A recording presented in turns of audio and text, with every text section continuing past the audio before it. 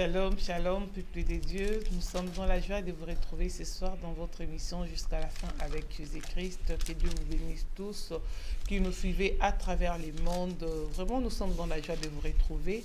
Et nous sommes là, votre servante Nadine Ifanga sur ces plateaux avec le pasteur Massamba, la réalisation du pasteur Constant et avec le frère Christian Kapangu. Que Dieu bénisse notre équipe technique. Et sans plus tarder, nous allons commencer notre émission et je vous demande de partager l'émission, partager, inviter un maximum de gens pour pouvoir nous suivre. Bonsoir, pasteur Massamba. Bonsoir, maman Nadine. Bonsoir, Banana Nzambe Nyonso. Vous allez kolanda biso. Nkolo azwa lokumu tozali awa na kati ya EPV Télévision, chaîne na biso kitoko, chaîne oesungaka batu mingi na ba lokoto nyonso na lopoto anglais pe kalapete na lingala pona bandeko balanda biso tous les mercredis. Nous sommes là de 20h30 à 21h30. Bo excusez biso na moi retard mukie Nzambe ale opambola bino. Maman Nadine week-end eleki malamu hein. Eleki très bien. Bon toujours connaître la mode matanga. Donc lobby bimba maman olangi kobima lobby je crois pour basala ki programme et kobima lobby et puis le 21 le 22 puis bakundi je crois samedi na so ba kuna ka kuna na sele kuna. Donc Nzambe azwa lokumu tozolela na ba oyo bazali kolela kolo apesa kimia yimta apesa ka kimia na mabota oyo esili kozoka.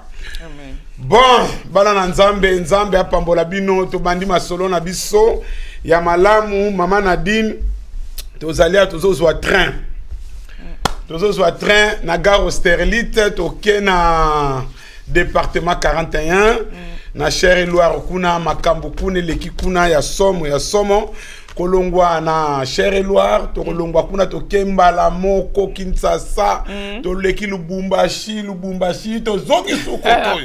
Donc makambo eza grave bana na Nzambe eza pena ko yinda penda Mama Nadine likambo oyo bana na Nzambe c'est nungu c'est presque 2 mois 3 mois to okena likambo oyo ta on a la bina mnoto okende tiki sasa Lubumbashi bo comprendre ba comprendre déjà ba comprendre lo ni na ngina lobela eza likambo ningisi mingi sali kamananga pena ko kota ngo penza te parce que ça ko concerner nga penza te donc na landi yango meza ko concerner nga te mais songi na biso katika to kota tena ngela ko kota tena okagi mute mokogi te songi dominé gabi te non et songi papa l'a dit na bila ko kota ngote mais na bi qu'est-ce que je dois faire avec telle situation.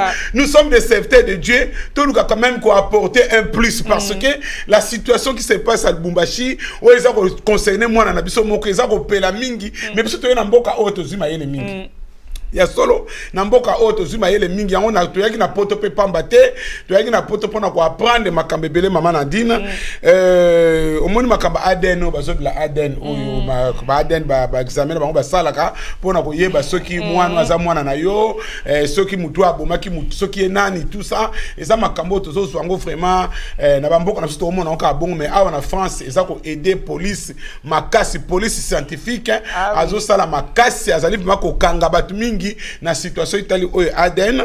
La preuve n'est que mutu akufa depuis 87.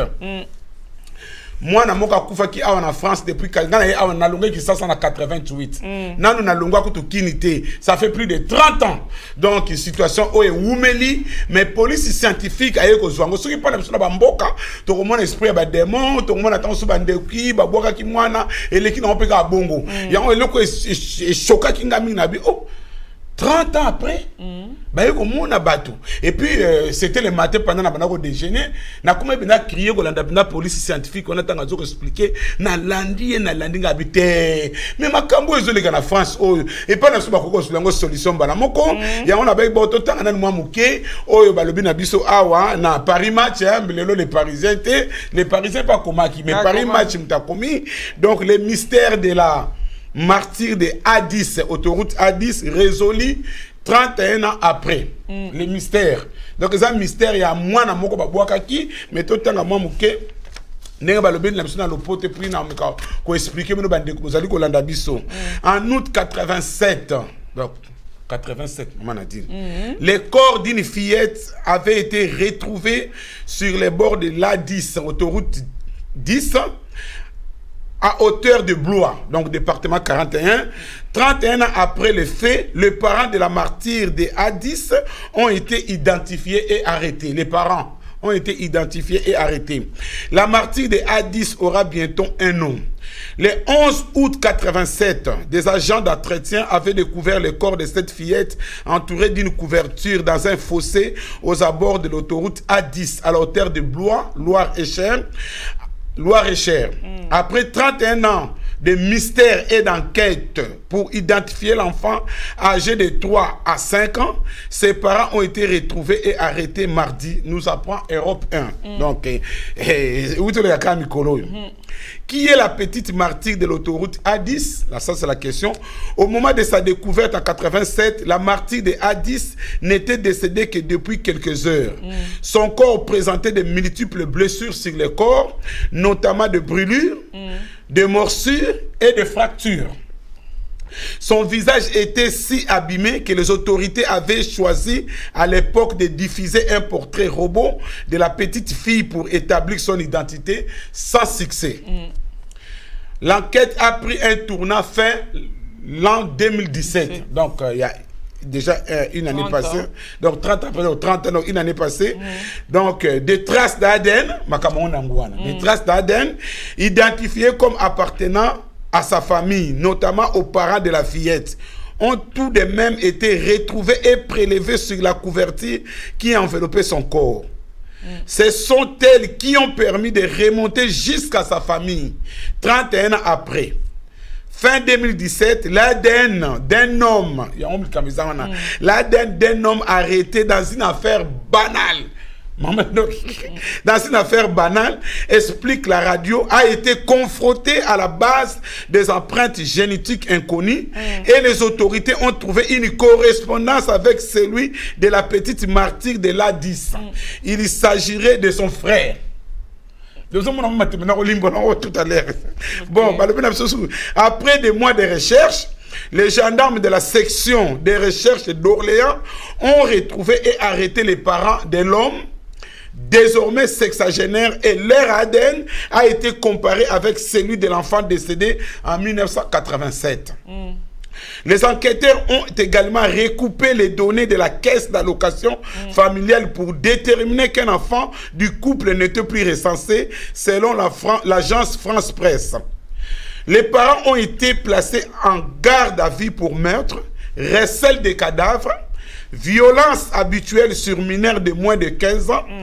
Ils devraient être présentés au juge d'instruction de Blois jeudi en vue de leur mise en examen.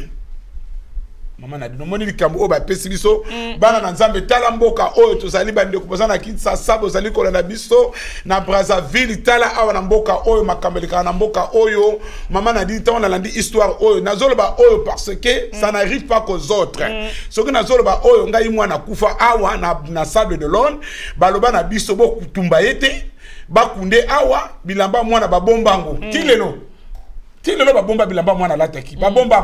Donc, si un jour réponse donc ça n'arrive pas qu'aux autres, la bande qu'on a vu sur famille, papa Moussengo, moni makamnenge ya kobima, so qui te zone peut cassette, on a tout un gâteau yebate. Ya mo bande ko to na mboko to zo mayele, ta la situation oyo ya ADN oyo, ndenge sali ke mama oyo na mobali na yeba beta mwana, ba nyokoli mwana, ba zui mwana ba mbale na saki, ba ke boake no autoroute A10. Mais ba bossa ne kete bibe zo ba na biso ke makila ya belle ganga kitipa ya nzambe makila nyonso tozali ko bome ganga ka mwana oyo makila ne banai ko ganga police scientifique abandi ko landa likambo malembe comme au hasard ne balobaka hasard ezalaka te pa ya nzambe comme au hasard une histoire banale bakangi mwana mbali moko tango bakangi mwana mbali wana bazo ya ADN na ye sikolo ka basalaki na ba fichier ba ADN inconnu batali ya mwana mbali wana balandi bazo komona ke non et kokani na oya mwana wana tango balandeli ba yekoluka ba parents bazu oya ba parents bazu oya mutakufa ki ya bébé ça fait 30 ans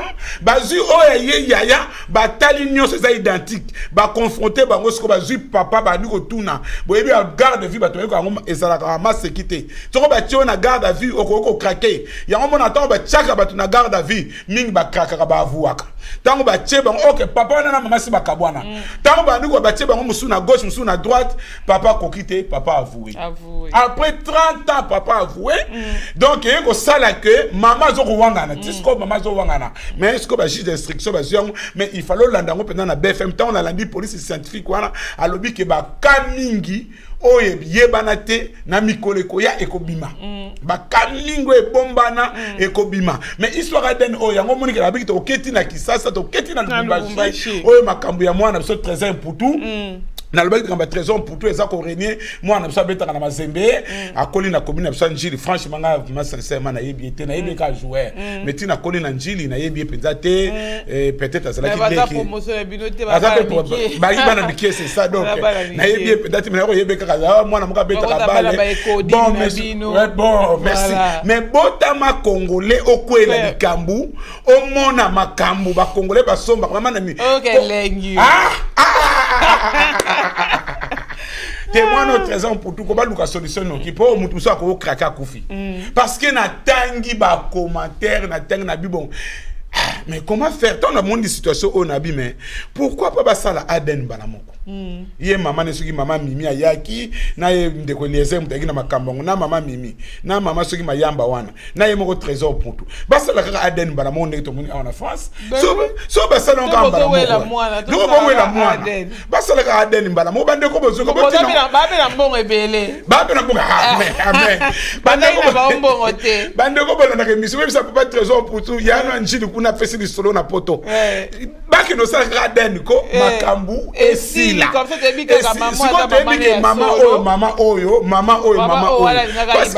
et comme dans l'histoire de Salomon hein il y a pas ce mi balé ala la na mwana ba ibie mwana a fini mwana bomi mwana donc Salomon ebe ko kata likambango donc et puis maman a dit ne suki wana te makamba Aden oyo ba sho ba bota na kinsweki ba sangisa bana ya tata ndaku na bana makangu oyo yeba na kate ba sa ko banga maman na dini pona Aden oyo bon mona baboya ngo te même na regroupement familial.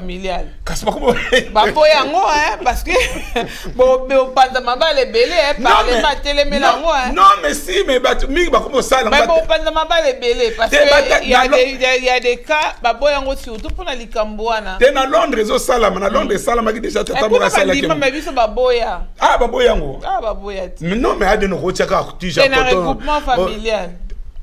Na regroupement familial wana nde na tena société na kasi na regroupement familial peut-être mambe bébé na regroupement familial mambe bébé tout comme Aden mama soko botaka obombaka mwana moko na kati ya ndaku ça n'arrive pas qu'aux autres yebaka un jour ke bima yambaka yesu ko na nkolo pe mobikisi memaka papa yamba yesu po mukolo ko bima papa ko yeba ko limbisa yo ko yeba ko limbisa papa musu ba limbisa na bonta ta basambelaka te musu ko limbisa monika bon mwana yo bokoli mwana yo bokoli sa ko mukolo lo ko mana en mwana ko moyina ka mwana on pe mbala moko bon wana nde mabeme so bokoli so boke ba mama bino ba mama to yebaka nani ti ba mama ba yebaka tata mwana donc yango moni solo auto beta to ka bande ko to za la mama so za na kamoko o mona omoni mama na dine po situation oyoko eza vraiment sujet na bisoté mais to ko sala on peut mission mobimba omoni ba coming auto loba sorcellerie omoni na ko pese exemple pendant na banako préparer matéya oyo eza na ba tata mingi ba sali ba AVC awa mama zoko nyoko le mama bomiye mama congolaise a bomiote na kutake ka akufi mais ye muta bomi po alembi no boko na mobali eza ba kape so ba landela musoyo ko aetufu so ba ke ya mona batimi ba linga ko topsité sina ba ilikama pa no topsité moni sa ko mona topsité abi azaki étouffé azaki na AVC mais azaki étouffé ba étouffé na étouffé ki omona yoka mutu ba no ko kenyela ye donc ça situation moko donc omoni likambo 30 ans après donc likambo bande ko 30 ans même détective Atiango qui est-elle il baté Inas Touloub comme Inas Touloub né le 3 juillet 1983 et assassiné le 11 août 87 à l'âge de 4 ans. La petite martyre de l'autoroute 10 aura un nom sur sa tombe maintenant. Pour ça qui est inconnu. Et si maintenant cette fille aura un nom. Donc on a même la détective Batia, on a journal détective Batia, moi nango, ces assassins retrouvés 30 ans après. Donc, une photo naï. Et là, mais que ça la portrait un robot quoi, mais que bon ça. Parents ne pas une photo solo. Ah ben si qu'on ne pas une photo solo, ça va bête qui moi. Donc c'est très dangereux. Babloko donc babloko to pestaka. Il y a une émission jusqu'à la fin avec Jésus-Christ. J'ai toujours cette habitude de repérer ça moi les solo mo ne bandel poto kota na ben abiso. Tika ete kolo azo lokumu. To bandi émission na biso siko nzambe ale ka opambola bino. Awa tozaka na ambiance na biso na mama na dini. Awa tozala kene sengo. Tika ete to esengo kota na bandako na bino. Kimi kota na bandako na bino. Siko to bandi pena mater na biso. Toujours parler sur les souffrances des hommes de Dieu. Pas sur biso basali nanzambe to monaka. On donne seulement ce qu'on a. Donc si tu n'as rien, tu ne peux pas donner. Donc il te repose ça oyo biso to zali nango. Les lots to zali comme on ndenge biso basali nanzambe to za humilié, bafoué, méprisé na batna mokili parce que ba bipe le kiming na côté na biso c'est vrai to wonga nango te. Ba bi le kiming automoni comme on a lokola pasteur en Afrique du Sud ko zwa cobra ko bik sabati na kati ya cobra zo bik sabatu ba ke sous na Belgique ba ke tester pasteur moi c'est dans za stérile la robot on peut si professeur lukuta ba biloko nyonso o ezo sala ke kombo ya Yesu Masia e fingama mais surtout ken apocalypse ba lobi ke professeur ko ya e ko kokisama la bête a ko pesa pouvoir na ba faux prophète pona ko finga kombo nzambe lelo ko kisabi kombo ya Yesu za ko fingama butu moyi parce que même nous les serviteurs de Dieu quand tu regardes, tu fais les sondages, au moment que même dans l'église nabiso, les noms de Jésus ça soit élevé. Même dans maté nabiso, ba temi muso e komi wana, aux gens retourne ceux qui font maso muteza na conférence kuna, ceux qui battent rose ko bat bakutani ba osa la conférence, mais la parole Jésus-Christ lui-même n'est plus élevé dans nos églises. Et pourtant notre message doit baser sur Jésus-Christ de Nazareth. Et on toujours parlé sur les souffrances des hommes de Dieu. Aujourd'hui, nous allons parler un peu de la famille. Donc le blâme mabota mi balé parce que mon maman Nadine biso tout ça ba pasteur yo sali maman pasteur moi c'est pasteur comme ça bozo kabalingomba lingomba ça ko tala biso mokile ça ko tala biso mais bazo le boti mwana oboti motema te bon siko pasteur bazo le babité phrase wana na ndima ngote oboti mwana oboti motema il faut mwana na makamle sozo sala mais yema ko pasteur non tant makambe komele na ndako na bana na ya komiko le ba pasteur oboti mwana oboti motema yango ko mwana to meka ko tana nanu mwa muke mais avant to tanga na livre ya Timothée maman Nadine Matondo a posé qui question a posé une question na pasteur, pourquoi il a dit pardon le 1er janvier? Est-ce bon, mais comme ça, pardon, maman Nadine Matondo répond. Merci, maman Nadine, maman Matondo, kuna na papa, na famille Mobimba. Non, on a senga pardon, tant union sommet. Na ba couti minute ça la karaté janvier, les premières, les 31, tout côté les premiers. Wana muno ça, bo senga bo libre standard ensemble, bo mi quitter ça, bo pesa na mbote. Tant so pesa mutu baku na sens wana ke le 1er janvier. Na kati ya lingomba na zakana na premier temps que pasteur to continue na mabonde li na zoka parole peut-être ndeko ka betaki libaku po ba mso ko ba passer ba senga bolimbisité ba passer ba lo lendo musu mondi biso ka kangeli yo lino soka kangeli yo lino ko mona pena ke bon alongo ne pe église bon pona ko sukisa bango o senga bolimbiso mikitisi o tala siko réaction na ye pourtant bon tu ne passes à senga bolimbis senga bolimbis bolongwa pona nini réponse exacte donc maman Nadine à tout moment na senga na bolimbis ko la za lokumu maman Morope maman Monique na Genevieve je crois et pas à sepela ki abaki alanda ki mission à sepela ki makasi sepela ki surtout kota bitumba na wana habito na bandika émission na morning alabi ngabi pasteur asa meto na yeko ka témoin ngabi yango abi baboko na sepeni na ye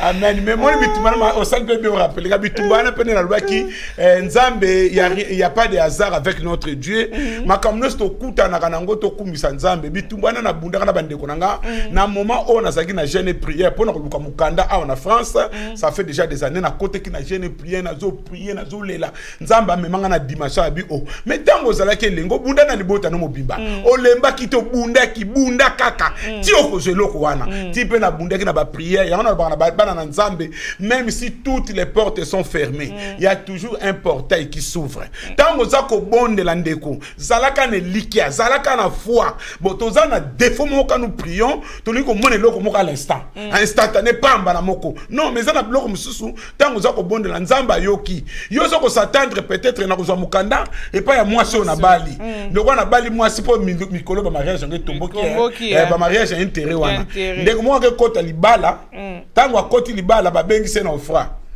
ake samba boy batuni oza mosala nzambe oza évangéliste azanani te yanga te mutanga bi merci kende na azu mukanda mais ça la qui règle ça côté libala à côté qui n'a intérêt pour être mukanda na sima mwasi maintenant que ça va passer mukanda mais vanda kana libala ngo oza suna chouette donc bon bana na nzambe to de toujours parler na souffrance ya les hommes de Dieu passe ya basali na nzambe na kati na mabota na biso to tala deux exemples ya mabota oya lingo tambusa lingomba ayeba ko tambusa ndaku na ye soko yebi ko tambusa ndaku na yo te c'est pas la peine ya ko tambusa église maman na dit to bandi na 1 Timothée bana nzambe tozo tanga siko na 1 Timothée chapitre 3 to soleli mwa muke mais to ko résumer na mukuse yo tanga na ndaku 1 Timothée chapitre 3 to bandi na verset 1 tina se to tangina mama Nadine.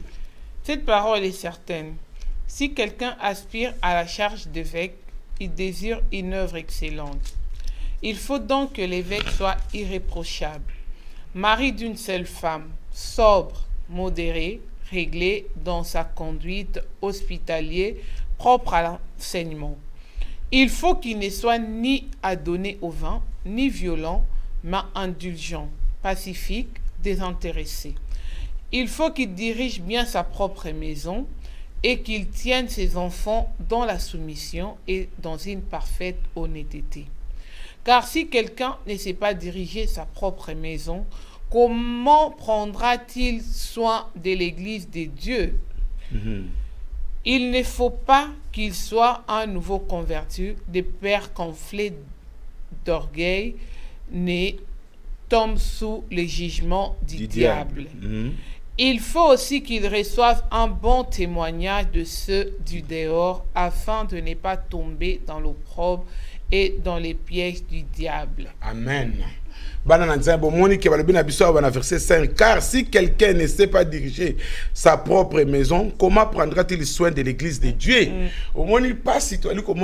Qu'est-ce qui fait qu'aujourd'hui les lots biso basali na nzambe tozo leka na pasi parce que tango tozali ko banda ministère est-ce que approbation ya libanda ezalaki est-ce que ovandaki pena na makola batata est-ce que oyekola ki penda comme il faut est-ce que okote ki penda na école ya Saint-Esprit est-ce que oyebaki mwasi na yo tango sala ki choix na yo oyebaki mwasi no penda bengama to abengama te comment yango lelo mamanda ni ba question musu na se poser o batuna tunanga mbala mingi est-ce que na ndako ya pasteur musique nini ko beta kuna ba keso batuna kabiso nanda ko passer parce que nanda ka mondimo kutu kuna ya lengo sa ya nyoka zo bina kuna otuni mondimi est-ce que yo passer nanda ko yoka musique yango te est-ce que bana bakoki ko ta la télévision to te ba keso batwa mo tuna biso est-ce que nanda ka passer ba ko ta la télévision est-ce que nanda ko pasteur ko za la pe église kuna za na kati une église de maison comment faire natanga ba anniversaire ya bana na biso est-ce que ba ko beta musique ya Rihanna ba ko beta musique nini donc tozana ba problème siko ndako a pasteur lelo est-ce que eloko nini ko musique nini ko beta kuna soko anniversaire a mwana est-ce que mwana vivre ndenge nini mwana ngakuteki na likolo akiti na se est-ce que mwana kenda ka classe to kenda ka classe te ba bisko mutu oyo abengami na ministère pastoral ayeba ko batela ndako na ye bon soko ayeba ko batela ndako na ye te comment ko diriger église qu'est-ce qui fait que papa zo ke l'église Mama ta muso ayakate. Qu'est-ce qui fait que papa zo kamba penda lingomba bana na ye moko bayakate et bandimi siko ba kozala bata liboso ya ko pointer pasteur musape. OK, passer au pasteur azomona tamso na ndaku bayebi yango te. Parce que aujourd'hui nous sommes là, nous sommes toujours les premiers à critiquer mais ko pousse na pemena na pasteur ko solana pasteur ko aider pe pasteur bandimi baye bakango te. Parce que nalo bakambala mingi naza ko répéter bana na nzambe tolongola na mutu na biso pasteur aza Jésus Christ te. Lelo soko kumbisa ka pasteur noko leka batu nyonso. Rappelle-toi que pasteur aza mutu lokola yo aza mai na makila aza na ba défaut aza na ba qualité. Nenga na lobaki mbala msuso ba un pasteur parfait 100% okotikalanga ko mone jamais.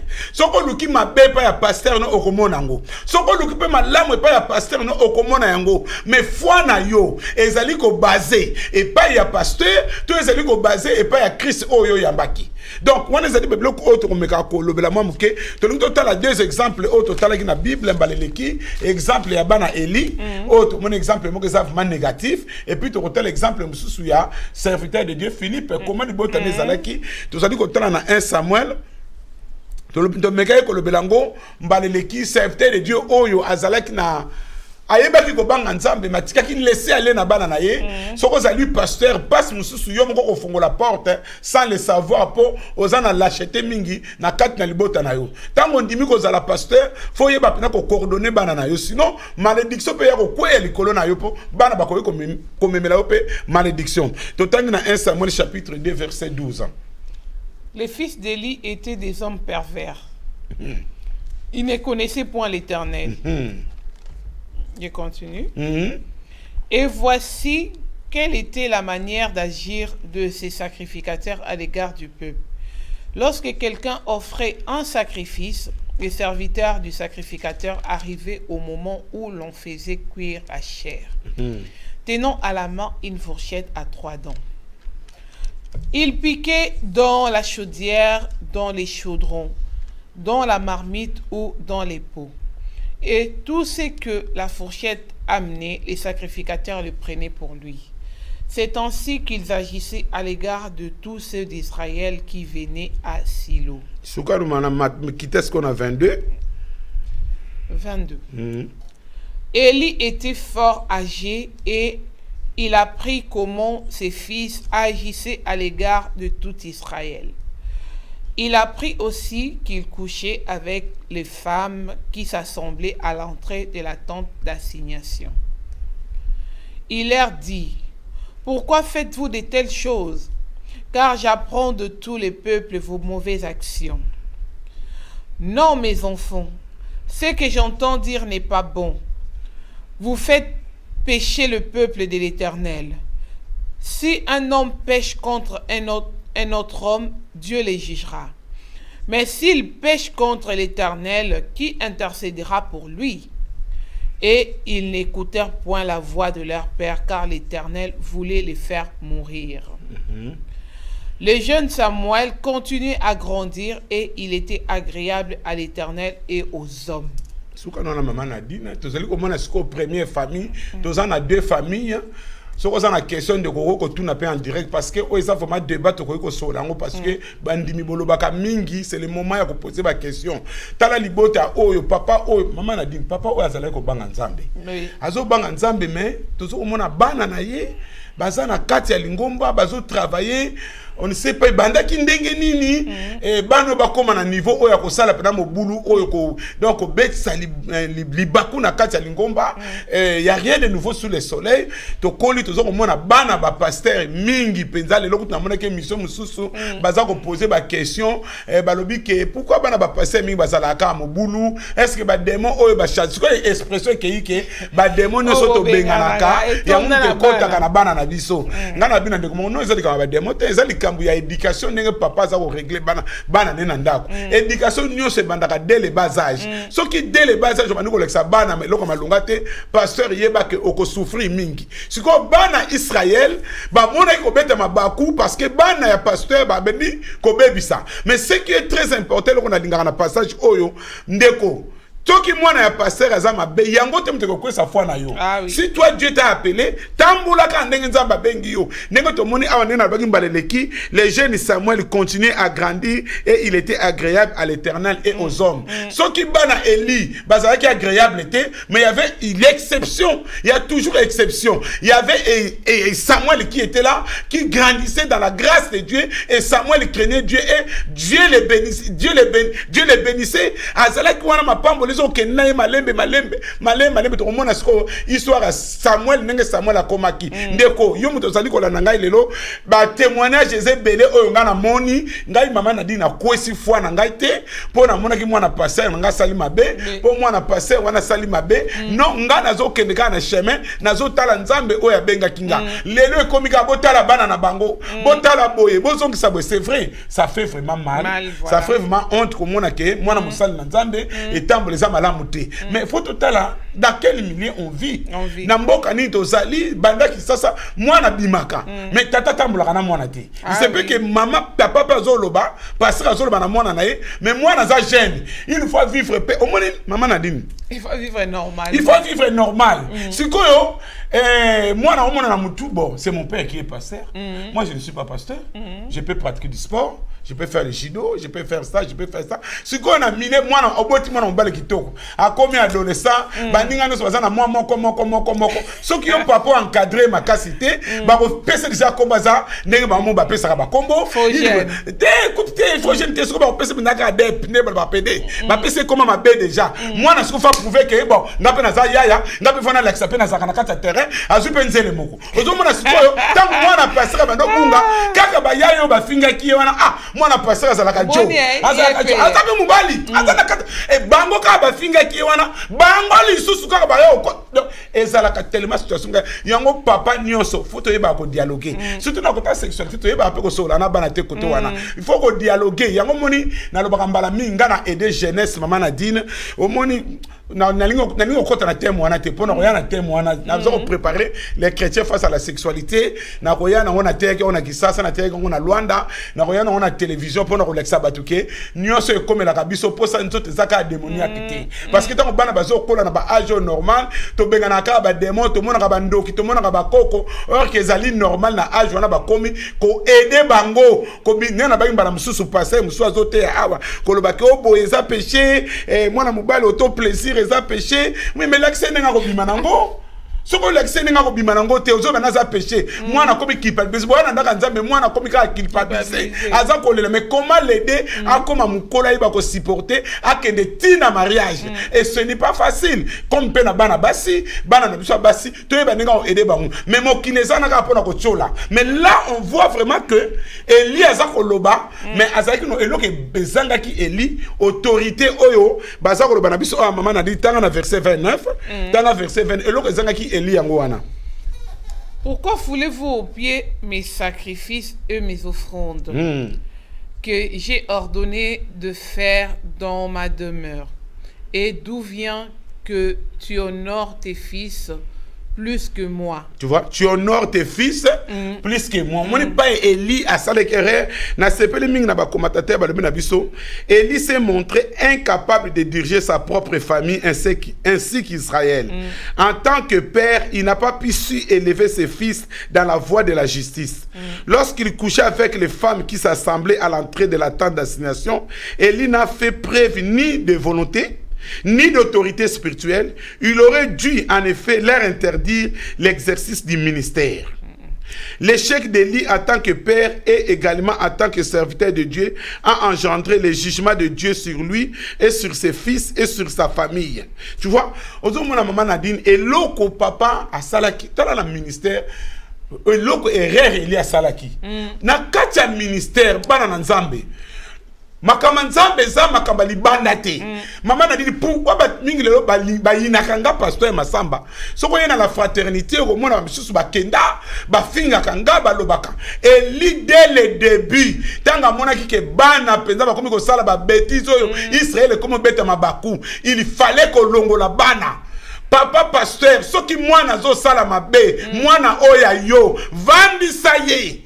Parce que malédiction ko landa yo moko papa. Pour l'église comme na ba gablo na biso et loko na moko mais normalement l'église a un comité. Ceux qui m'ont boulé bandi ko mona na déjà pasteur Ikeba na yo okopema. Ceux qui m'ont boulou et bandi ko mona na famille na yo comité ko yo décision pasteur à partir d'aujourd'hui au ressent la difficulté parce que ndaku ne koti mo boulou. Yango moni photo ba ko dialoguer na bana na biso, to ba ko sunga bana na biso. Maman Nadine, oyebi que j'étais en train de méditer et le Seigneur m'a révélé quelque chose.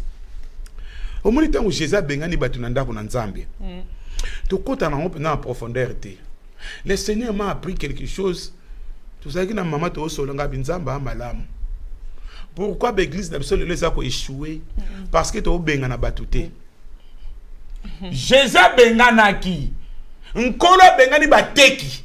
Abengani bata désordre. Abengani. Mais si Jésus est le maître, nous sommes des disciples. Moutoua to salama be. Oye mon ani. Ce que mon ani te sali kamba. Yena nzambe maman Nadine. Mais oye mon ani. Maman a dit carrément vendre au PC avertissement. Ayo qui t'a excommunié, ça a changé. A me quitter si ba limicier, a continuer. Mais l'église t'es pasteur. Bon, c'est quoi phrase en yango wana. Pourquoi Jésus a bengana ki bato? Bon, personne n'a réponse. Pourquoi Jésus a bengana ki bato? Maman a dit, ba bengana ne mutu. Bengana bato badaki banda ou badosa. Te ba salaki na kati église ba koti bazo teka ba influencer. Na ba koti na kati lopango église. Non, na kati temple ya Salomon balobi dans les temples, dans les temples. Au moins maman a dit nazolo ba bonani ngolo ba te que tous à la trop spirituel, to exagéré non. Nazolo ba na sens que maman a dit tala, lilala monga ko polako. So la dit ben monsieur papa tia tout la dit ben monsieur mususu parce que ma bandaki batu bavandi bazotala maman a dit ngana leo na église dans la fraternité nazolo ba lelo ngana finga make wase ba tout ça mettre nga maboko hein bazo ko landa na télé ndenge na olo baboyi bazo landa nga ba finga nga ba loba makambo ebele mais bandimi musu batu na kate passer pourquoi mutu eke maman mutu moko avandi sanga bi papa donc batu nyonso bazo kende kaka baza mabe yonde mutu za malamu na bina no pesa réponse à moko mutu na nga mutu na pesa réponse tu na nga mutu azandoki oyo aza muyibi oyo asalaki boy oyo asalaki boy olina so cassette avandi nie mabe mususu mama ezoko ya na kati ya lingomba moi je ne suis pas là pour l'argent na lobaka na za pona mbongo te so to kotika la 7 to tika la 7 o bazo banga nzambe to ke malamu so to kotika la 20 to tika la 20 donc mais lingomba lelo pona ni lingombe sambwe comment mutu azbala aza kolinga su mutu na kata ndaka nzambe pa boza siko bo moni yango bo vandi quelque bandi ba moni frère wana batambola na sœur wana boye bisa pasteur te boye bisa pasteur te mais l'hôpital va mutu wana zemi libala wana ekufi bake na wana télévision et panzani mokili mobimba église moko la fraternité mutu moko sali boye soki dès le début bo telemela kango makambo ni ko koya te au moni passer moko bengana mutu moko na église aba lakisaka batumi ba finga kiye mais passer mona tilaza na kimia azana kimia soka tika na garçon na ko violer bana asete mwana moko mama tozo lobango boye mutu mwana no ya mwasi papa sambela kate mama sambela kate une jeune fille de 17 ans ou 15 ans à une église ko sambela allez ya moko bota aboti si mwana na kati ya lingomba ba parane ba yo ko sala nini ba ko bana ko boma liboso yo pasteur ndana mwana na église moko sala mema mama beti mwana na kata ndako nzambe akena pa idum betaka apanzi dum atombo liboso abembisi abi e pasteur lelo boko bomanga lelo lokolo bimeki na mwana nanga okobima na ngai lelo ozomona ba trouble na kata ndako nzambe soki dès le début bazwaki mesure pour mon problème ne soit pas congolais to aucune église et tel ne jugez point ngai maman na dit soki na moni na détecter kaka soki na détecter kaka na bengi papa nazomona clarté awa nazomona clarté soko finga nonga mena bateli lingomba parce que l'église est sacrée au moins soki lelo to landi modèle ya Jésus qui mie ko kota na lingomba comment se fait-il yo moni déjà que papa pasteur akomo ko kotala mwasi na ndako tango nyonso bozo ko mona ngo mikolo nyonso ke papa pasteur atikaka mwasi na ndako aya kotala ka mama moko tango nyonso akoma ko lia wana akoma même pas kotonga mwasi ne wana na pa ya mama wana bino nyonso comité bovandi kaka bozo le belo côté bozo mona chaque pasteur abandi ko bunga bovandi kaka bozo c'est la ti pasteur ko kuya tango ko kuya église pe panzani na ko sambla sur l'église ba congolais donc on mona loko oyo mama Nadine auto solo ba oyo Eli asala keret il fallait muto nyonso mabe et monani na lingomba il faut azal excommunier qui que vous soyez donc ce qui m'a bé monani na lingomba responsable net il na l'église na soto na par exemple moko to ana problème ba salle ya moko za na société lokola biso to ye PDG à société ye muta pesa ko franda bien ye muta pesa ko franda bien donc biloko bien soka ya kamati 2000 pa pesi pasteur mi ya wana za na mwasi na Yesu na deuxième babor a koti na kati ya lingomba on a zolo ba histoire vraie a Yesu na deuxième babor bozo munda ba na église ke ya oya za na deux babor na kati ya lingomba pasteur avandi posoka benganye kaka sali ba ko benga na biso. Tu n'es pas un homme de Dieu. Tu n'es pas un homme de Dieu. ba limitaka nzambe te parce que l'or l'argent outaka pa ya nzambe mutande ngona foko lobela yembala moko yebise papa oyo rythme ozo memela biso yango te. Des fois j'ai béni les frères de nzambe malamu bande kuna nzambe malamu baza na système soka yo papa ozo obebisa na yo na bana bino so ministère ali opemi ba tie mutu mususu. Donc biloko oyo bazo baso église lelo c'est vrai les souffrances des hommes de Dieu tout le monde déjà famille oyo exemple les belé a on a Paris mais bato ba pesa ka mbongo pona salle pasteur bo fongola misu batato ba pesa ka mbongo ba maman ba pesa ka mbongo mingi pona salle okomona mama musu atiki mobali nena ndako obanga su mobali te ayi kolinga jeune boko na kati ya lingomba mabe koti o ba benga na mabe koti mais bakayika maboko bazotala Olobani.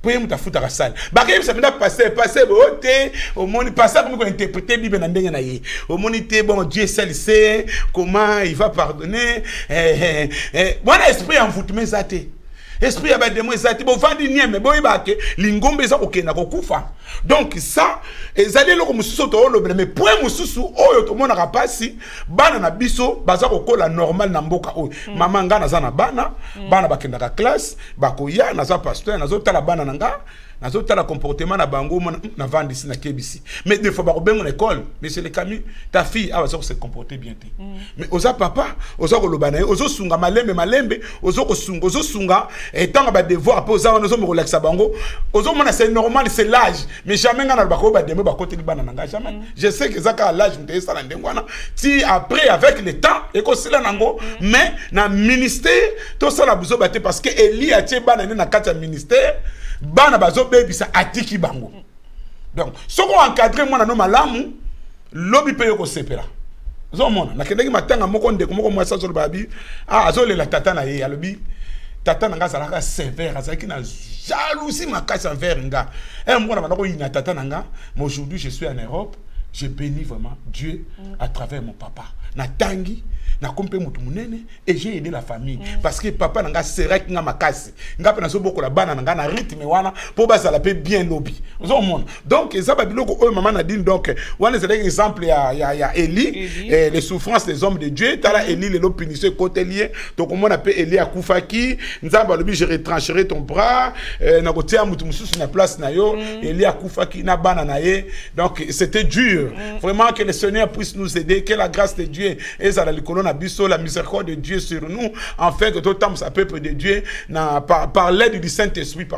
parce que par nous-mêmes nous ne pouvons pas. Donc tu continues à la deuxième famille, tu as dans quelques minutes, tu as nango, tu as dans Acte chapitre, tu sauté maintenant Acte chapitre 21.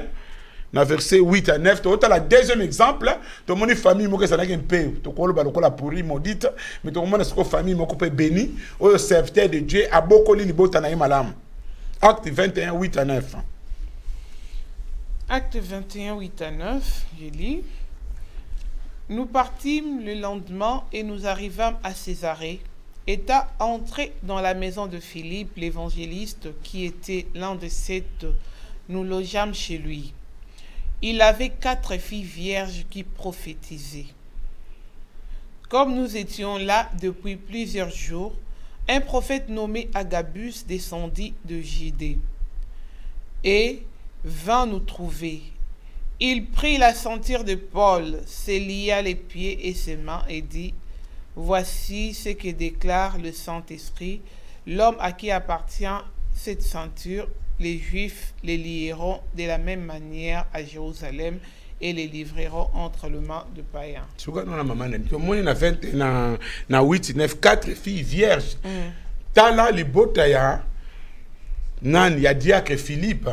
Diacre Philippe au bon acte des apôtres ou azalaki sous asalaki ba miracle nzamba le mina approche toi de ces chars a poussé un char ou a été unique éthiopien quelques années passèrent bambula eleke belé libota oyo papa oyo azalaki na bana né à 4 filles maman 4 filles vierges ba oyo bazalaki ko prophétiser c'est-à-dire bazalaki ko travailler pe na 4 ministère na papa na bango donc ezali na ma BPT papa zala na bana na ye a travailler na bana na ye donc ko komona bana oyo tango na sali ba recherche na niveau ya Wikipédia balobi ke Philippe babomaki na bana ne oyo Philippe na ba recherche na sali même bana oyo bazaki pendu babomaki bana na babomaki bana pour tellement na be preuve le cas qui ndenge ba porte ba kufa ba serviteur de Dieu ba kufa na Wikipédia selon ba historien ba soueton ba historien belé on a ba komaki balobi ke même Philippe lui-même il était aussi décapité babomaki na bana ne ba kufaki na bana ne ba kufaki. Donc voir même si quand tu as la côté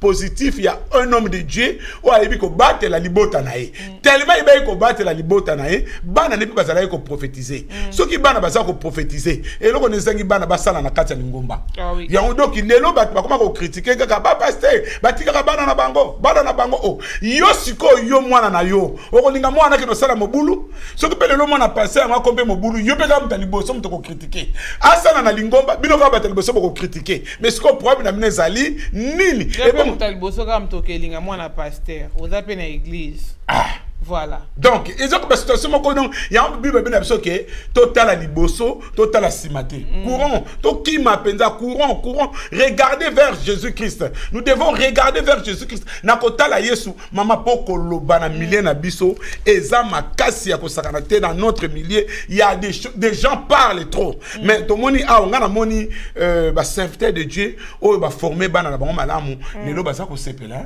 Bazo sepela penza donc bazo sepela, mais eloko na ça conseil mbala mingi place au bato abete mabaku pourquoi ka soki pasteur akufi mwana neka katika la wana o ezotia mobulu neti o mama olanga kufi mwana neka mda kotika la wana problème mais ça problème na bango est-ce que ça problème na bino c'est un problème à ministre teba mama moko alobaki penda abike sikoyo soki bokena ndako ya nzambe botu na passer soki c'est église na yo ye moko na bana ba somba salle na bango po bino bokotia ba koti aso sombi salle après le église etikali ya mwana na ye donc bokenda ka sube église wana te botika pasteur asomba salle na ye moko na yokaki mama wana na regeta kinga lobi mais omoni mama na dimbo les gens kolobe ko sila na ngote koloba quoi que okosa na classe totangi même ato sali malamu ndenge nini critique ko sala kaka même osali mabe ndenge nini critique ko sala kaka donc toi avance les chiens aboient la caravane passe yo kende kaka kende que nous ko atteindre objectif na yo but no ezali nini sur la terre parce que nous avons une mission sur la terre batu ba koloba kaka quel que soit malamu oyo ko sala maman a dit moi j'ai fait de mon mieux nazana ba défaut na ngam na niveau ya ministère j'ai fait de mon mieux na mekaka na makasi oyo na mayelo nzamba pesi une expérience na que de bien mais maman mutu azakaka mutu mutu azaka mutu nazana batu na ngomba oyo ba pesa pende espoir lobi que non mais lobi kaka ye mutu ko balikulo mais moi tout ça maman na koma ko tala nzambe je regarde le Seigneur qui m'a appelé so na ki passer mo ka muyibiko maman na dit mbena lela ka mikolo papa yake papa pour aniboke nana ko futa salle maman biso ba kenda jusqu'aujourd'hui to futa ka salle tozo kende kaka parce que je regarde l'Éternel cher serviteur de Dieu si Dieu t'a appelé so ki nzamba bengi yo te ya sango malamu ko kakolango te te yango ndenge zaleli parce que nzambe mutazo tambusa yo to moni awa Philippe o asalela ki nzambe vina ye mobimba na bana na ye bazalaki pe ko sala na kati ya église ça c'est un bon témoignage un homme comme Philippe, il est capable de diriger aussi une assemblée chrétienne. Tu es au la maman Nadine, na Josué 24, 15, oh, bateau balobaka mingi, Josué pe na souka ya vinaye, il a pris un engagement, il a pris une décision. Total na Josué 24, 15. Et si vous ne trouvez pas bon de servir l'Éternel, choisissez aujourd'hui qui voulez-vous servir, ou les dieux que servaient vos pères au-delà du fleuve, ou les dieux des Amoréens dans les pays de quels vous habitez. Moi et ma maison, nous servirons l'Éternel. Josué lui dit que moi et ma maison, nous servirons l'Éternel. Vous savez, n'a pas personnage biblique. J'aime beaucoup Josué, j'aime Daniel. Na lingara Josué pour na courage, na komi kitsana e peme na Moïse, komi kitsana e bota ki atikala e la place à Moïse, à continuer. Mais awa tozo komona ke Josué azo ko bana suka ya vina e avant pour parce que comme déjà mokolo a lembi et alobi que moi et ma maison, nous servirons l'Éternel. Nous devons faire ça bande ko basali na Nzambe. Yona libota no bo sali kosalela nzambe suka suka kaka ebota kambuma bana oya ba pasteur bana oyo bazali kosalela nzambe nzambe apambolaka bango mwana nyonso akotaka na ministère nzambe apambolaka bango. Moi je bénis le Seigneur papa maman Nadine nga nakoli na makolo ya pasteur Vakambi je bénis le Seigneur papa na nga wana to vandine mingi vraiment na vandine pembeni na mona esprit wana tazwa awelela mwana na kota ye biso nous soit ki bana mwana nous fa mata faut ça la tout mwana nous soit progresser mwana nous soit kende soka mwana nous vanda vanda bon mwana qu'est-ce qui ne va pas makamni allez kende na institut biblique no kotanga azot na bana institut biblique bino bokende évangélisation bino bokende boye lobinza boko pambola bino bo sala musala. Donc biso nyoso to bimi na ministère à pasteur Vakambi toze belé to pambwami kondi kolobatike na ndaka pasteur Vakambi mabeza la kiti makambo pesa la kebele makambo pesa la kimi mais yango te muteko kwesa fwananga. Moi je regardais le Seigneur, je regardais l'Éternel et puis j'écoutais ce que papa banaye koloba. Si tu veux être béni de kozali kolandanga yo kaka makambo pasteur azali koloba ba o bazaka na komikitisa nzamba pambola bango kaka. Et ce que nous devons savoir là où il y a 2 ou 3 personnes makambo ezanga kati nde na banga bande kumususu okoko changer nos 50 églises makambo kozala kaka makambo kozala kaka ozanga te kozanga nango te surtout ya biso ka ba congolais kozala kaka tala lelo sikondenge lelo ngana soko défendre l'église de Jésus-Christ parce que soko za makasi toza nkuma te même les élus bakobunga ba élus mingi bavandi na bandako bakomela l'église des maisons ba obenga EDM église des maisons ba mingi bavandi ndeko telema soki nzamba benga kiyo jusqu'à la fin avec Jésus-Christ. Tu as pris un engagement personnel avec Jésus-Christ. Zonga na lingomba kolanda ba fingi wana te kolanda ba tongi wana te kolanda ba choli wana te parce que ba bi ke démon oya koya akolata ba faux prophète ba kozala na molimo akochola ba manda kochola likolo ba manda kochola le Seigneur des seigneurs ndeko telema osale la nzambe maman Nadine les souffrances des hommes de Dieu babilo mandam ndam na longola ki poto silisa Satan viendra menacer ta famille. Satan koya ko menacer famille na oso boza makasi te on appelle dépression. Ba sefte de demi ba okoma na dépression maman Nadine ndeko moka lobaki na ngana sala bia papa masamba oza pasteur bia nga kutu bloko na lingango sute ya na nga sala AVC ba ndiminyo so ba kima ndino nyoso bosikali bozaka na ba AV do ba AV tikali ka C mais nga siko na zaka na oto nga tala ka kolo parce que moni problème ali ke ba pasteur ba koma na dépression pasteur azola na monde ko na penga témoignage wana ndeko na mutapesa nga ça un quoi faire penga témoignage ya na ye abi papa ya na nga komi ko mbongo bafu bandimi bamande église bien bazo futa salle et comme na moi mobule contexte ko pour futa salle comme il passe yaya faut tika kanda kwa uti musala aliye wana ke passer to kutana kota garamelin azu tremba na kena melin azu sang muso abengi passer to kutana na gare de Lyon azu kusuna ga yaya ko travailler aye ko sala AVC tanga sali AVC bandimi kaka bango moko o azaki serviteur a solo te serviteur a solo benang no sala AVC nzoto zanzoto lelo sikoyo avanda l'église pe kangama et panzana donc tout ça la attention parce que ça la dépression ba misusu na ndaku na nzambe wana so ko développer mikolo ya ba ya ka contrôle ya ko contrôler maman pasteur ba maman pasteur ba mona passe maman Nadine ngo za bo latino boyo mais mingambo ba misusu muso azane propreté ayibi ko sala beauté te yo sala ka beauté no bio bimaka bien na télé maman Nadine wana mona ka ya sanani maman Mado wana mona ka ya sanani bango ba mona ka bakoka mais maman tozana poto kabene zana ngo rouge lève pesa et là on no bonga raté oh monde na batu passe fond de te pesa soko bimaka mabe mo moto lingi Mako ya ko telem la base ba pasteur c'est vrai ba ma pasteur ya mabe ba zali to kolobela ngo mikolo ko ya o ba ma pasteur ba musu po mo na lula ne pasteur alula ne pasteur po biso ba pasteur to ba vedette nde to tema liboso no mona pena ke non pasteur pena ko sa nga sa na tayi mannequin mutu mo ka sepela ne na ngomba tanga mo no ka mama dadi na talio misu mabe yo comprendre o sa ke pelo tayina o ka ayina yo ka pa manengwana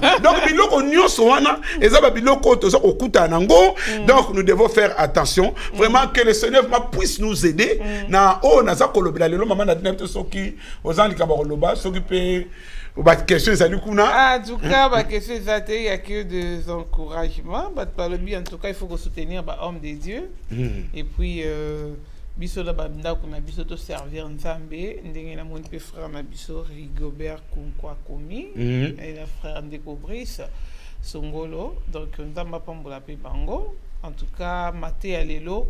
Et ça vraiment un solo homme de Dieu bazo souffrir non maman tozo souffrir mingi donc bande ko bandimi opozana lingomba so pozana pasteur na bino bo soutenir ye na mabondeli na makamunis même financièrement tozo le bikamba mbongo pasteur aliembongo pasteur aliembongo mais nous voyons les hommes de Dieu ils souffrent et ça na homme de Dieu msusu auti ko organiser séminaire a louer salle yemoko a louer ba instrument yemoko à louer et peut TV qui filmer yemoko moudouté est-ce que wana ba monité mais l'habitant église et ko pamba mambongo et bandiko ya le ba miyibi mais les gens souffrent surtout dans le débit à ministère et la facilité et la facilité bazo souffrir bazo sacrifier ba famille biso ba msusu c'est ba pasteur au bango ba fingaka on est sacrifié dans nos ménages ba mbongo na biso zo futa ba salle mbongo maman pasteur akoko somba pe liputa nende yo posomba liputa lataka mais maman pasteur mbongo na zo somba liputa te zo futa salle ah oui. Il y a des gens qui souffrent comme ça. Non, mais maman a dit, nous monsieur zappé dans un phénomène de jalousie, un phénomène de jalousie. Et ça, qu'on réunit ming na milieu na biso, donc nzamba sunga biso, na mikoloko yana kokota en profondeur, le nazo ke malé malembe, les souffrances des hommes de Dieu, comment les hommes de Dieu souffrent, tout ça comment on passe na makambebele, tout ça na pour ça faire ba soutien na bino, ngana se pelami maman a dit na kamwa, maman moko mukolo za na ngomba pa nanga. Maman mukolo, akuna ba 80 quelqu'un. Ayi pe na enveloppe, tata. Oyayo mama nini ngo ote yayo sombata lipa mama ton âge habite papa oyayo te koboya te ngabi a insister obina zongi na ndako na leli na bondeli pe na tomboli mbongo na bi ezali nonga minute na tomboli na binzambe souviens-toi de cette maman souviens-toi de maman mukolo donc ngaku na kosunga ye mais ya pesingame ngaku na sunga na ngamba la mina limba kosunga te je donne parce que wana na bota manango so oketi pa na kola babi César bada bo mona kabaka nga na zaka na mulimo te na kabaka parce que ça don nzamba pesinga poko kabeza pe don so ko na doango te ko kabate donc zo mona biloko otolobi bana na nzambe to yeba en tout cas ndeko za musiko za partout panza message oyo ko soutenir homme de Dieu na za na témoignage mo poto stoteleka na 3 minutes na témoignage moko na kata la fraternité maman nazana ndeko moko kumona de temps en temps il vient me chercher discrètement papa na monito za na mabondeli ça c'est un exemple à suivre moi na moko mona yeka bi papa na moto to kuta na lobi na église abengisinga mwana abengisinga papa to za na mabondeli pour à soutenir nga mona to za to prier mona encourager nga ateyinga ipe na yoki ah merci nzamba pambolo ça fait du bien. Et ça va bon côté. Donc ça va faut te soutenir ba serviteur de Dieu, to sunga parce que ce qui pasteur a pambwami, bino pe bo pambwami. Et loko pe Satan zo ko vegle biso mama nadine. Ce qui pasteur masamba pambwami, ba o bazo lande ba koti na bénédiction wana. Total ba osborne. Ba o balanda osborne ba kota na bénédiction wana. Yo kasi lelo mama langi ba biso bazo kanga mana pam. Ba koti na bénédiction na combat. Ba za na combien d'église. Bazana combien d'église amoke. Balandika ba koti na bénédiction na. Bénédiction ya pasteur et kota kana kati ya lingomba et koti na bino nyonso.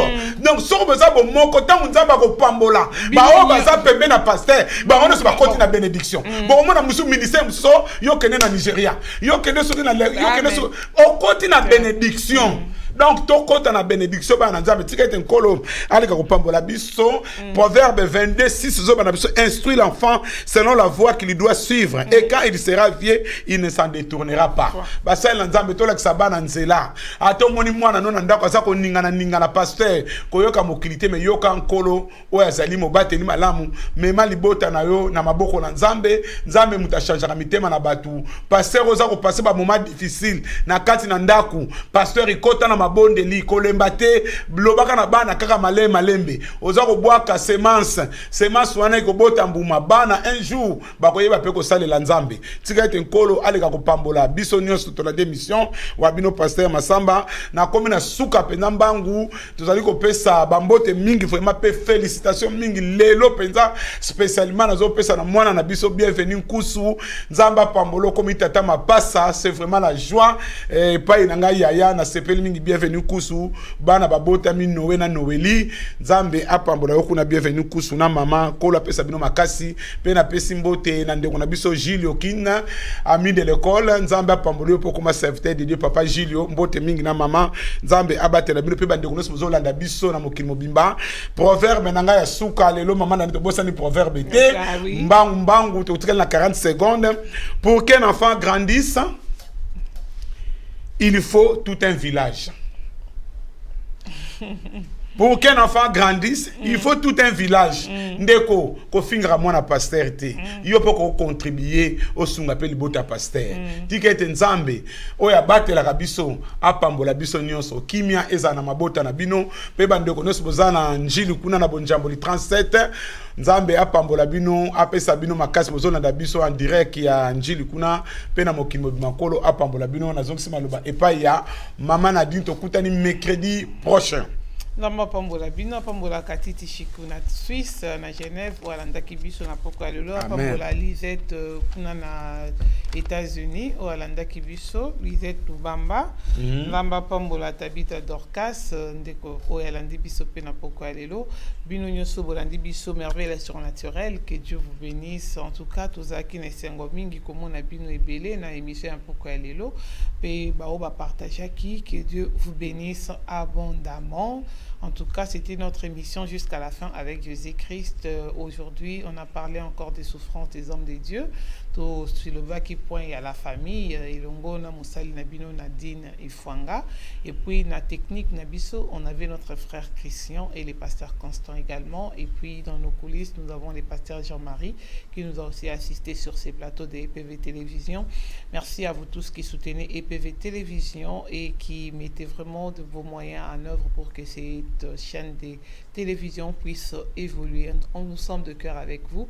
Continuez à prier pour nous et c'est pas facile, mais je sais que Dieu va nous faire grâce. Et puis merci beaucoup à notre pasteur Massamba. Donc on se retrouve mercredi prochain dans cette émission jusqu'à la fin avec Jésus-Christ. Entre-temps, restez connectés dans nos programmes de EPV Télévision. Nous diffusons tous les jours 24/24, non stop. Donc nous sommes toujours là, même si on n'est pas sur les directs. Suivez nos émissions passées, suivez nos émissions en différé.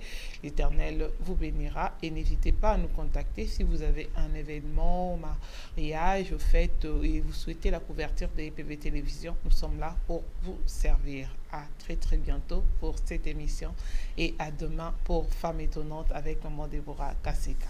Que Dieu vous bénisse. Bénisse.